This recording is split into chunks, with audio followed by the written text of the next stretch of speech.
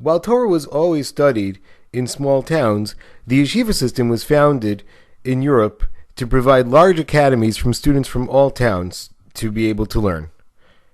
Starting in Volozhin, branching out to many cities across Europe, surviving through World War II, it now flourishes in America, Israel, and abroad.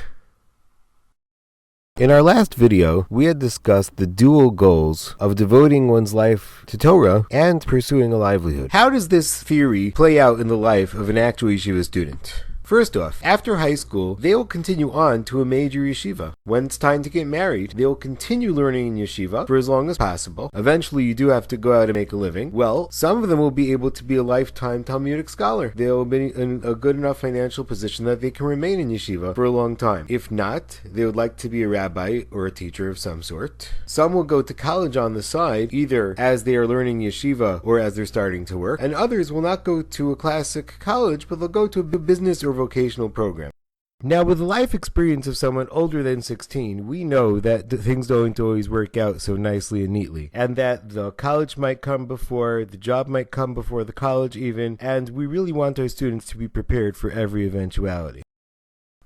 In yeshiva, we strive to set up our students for this lifestyle, or the other variations that might occur which they might not expect. As you can see, the goal is a practical one more than an ideal one. In fact, you'll hear your classes referred to as English, even though you may be teaching math, science, or history. The reason is that the language of instruction is English, as opposed to all the religious studies which are taught in Hebrew or Aramaic. What it does show is that we are really a department unto ourselves. What are we trying to do? We're trying to provide them with the skills necessary to function in the world. We're trying to equip them with a high school diploma, which is obviously a door to many other things. In the eventuality that they're going to go to college, we want them to be equipped to function there. We also have legal requirements. Every yeshiva has to teach secular studies in order to exist.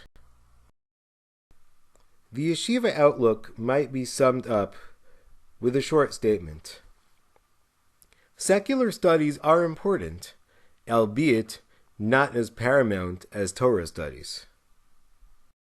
When this gets filtered through the minds of a teenage student, some of the complex connecting words get lost. Words such as albeit, as paramount as. What they hear is that we've told them that secular studies are not their top priority, and if there's any slack to be cut, it will be at the expense of secular studies. In truth, our students really hear both messages, that it's important and that it's not so important. What determines the balance between which attitude they adopt is how motivated they are.